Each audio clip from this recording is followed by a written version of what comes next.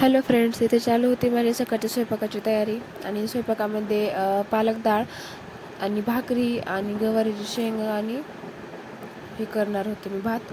तर एवढं करणार होते. आणि इथं माझी डाळ जी आहे शिजली होती. डाळ जी आहे ती चांगली घोटून घेतलेली आहे आता. आणि लगेचच आपण वरणाला आपण फोडणी देऊन घेऊया. तर डाळ थोडं थोडं पाणी टाकून चांगली घोटून घेतलेली आहे. ते कढई ठेवलेली आहे गॅसवरती. आणि त्याच्यानंतर लसूण जे आहे ते लसूण पण वाटून घेत आहे मी. आणि वरणासाठी लसूण, कांदा आणि टोमॅटो. पालकाच्या वरणासाठी एवढंच पुरे होतं, कारण कढीपत्ता वगैरे मी पालकाच्या वरणात टाकत नाही. टेस्ट पण चांगली येत नाही त्याच्यानं. ते तेल टाकलेलं आहे कढईमध्ये.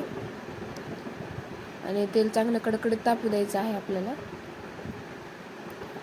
आणि त्याच्यामध्ये लगेच मोहरी टाकायची आहे, लसूण टाकायचं आहे. लसूण थोडासा परतला की लगे मध्ये कांदा टाकायचा आहे. कांदा परतला की मध्ये लगे टोमॅटो टाकायचा आहे. त्याच्यानंतर मध्ये मीठ, मिरची आणि हळद टाकून घ्यायची आहे. या पालकाच्या वरणामध्ये जास्त मसाले वगैरे काही चांगले लागत पण नाहीत, त्याच्याने एवढंच टाकायचं आहे. लगेच मध्ये डाळ टाकून घ्यायची आहे.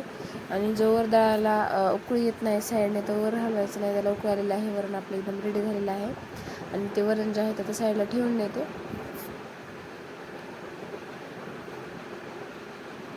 ते झाकून साईडला ठेवून दिलेलं आहे वरून स्टँडवरती. आणि आता जे आहे ते कुकरला भात लावून घेते, कारण माझ्या इकडं भाजी आणि भाकरी होईपर्यंत भात जे आहे ते माझं शिजून तयार होईल. ते गॅस ऑन केलेला आहे. भाताचं जे आहे ते कुकर ठेवलेलं आहे.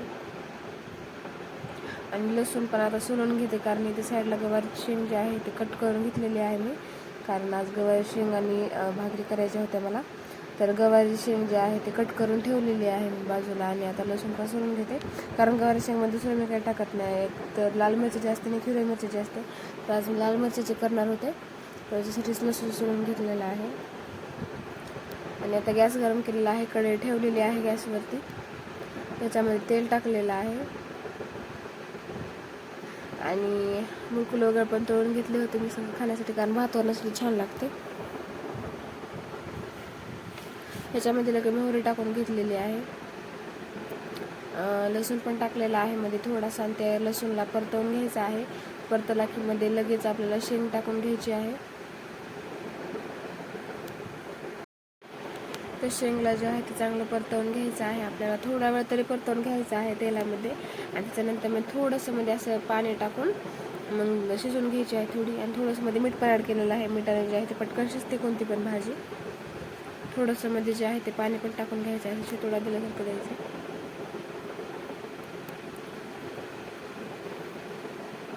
त्याच्यानंतर मध्ये मिरची पण टाकायचं आहे. आणि चांगल्या प्रकारे मिक्स करायचं आहे आणि शिजण्यासाठी ठेवायची आहे. आता मध्ये पाणी टाकून घेत आहे मी.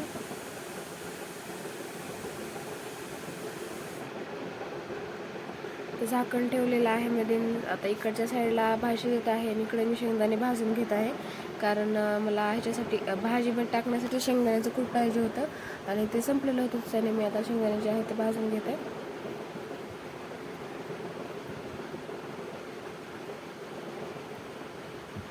तिथे साईडला भाजीला पण चेक करत होते मध्ये मध्ये मी, कारण खाली लागू नये म्हणून. आणि त्याच्यानंतर हे झालेले होते आपले शेंगदाणे भाजणे थंड झाले.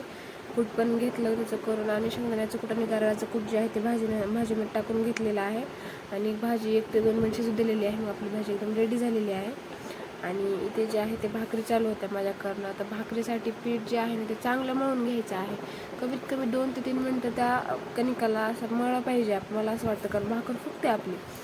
त्याने चांगल्या प्रकारे जे आहे ते भाकरीचं जे पीठ आहे ते मळून घेत आहे मी. ज्वारीचं पीठ आहे. आणि याच्यात थोडंसं पाणी टाकून जे आहे ते आपल्याला भाकरीचं पीठ चांगलं मळून घ्यायचं आहे. आणि त्याच्यानंतर त्याला एकत्र करून त्याचा गोळा करून घ्यायचा आहे.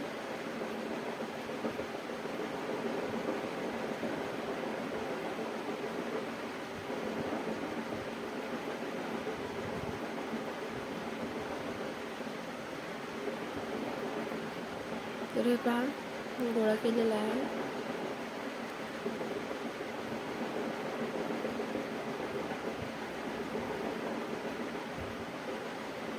आणि आता खालून वरून सगळीकडून आपल्याला जे आहे ते पीठ लावून घ्यायचं आहे. आणि चांगली जे आहे ते भाकर थापून घ्यायची आहे पूर्ण.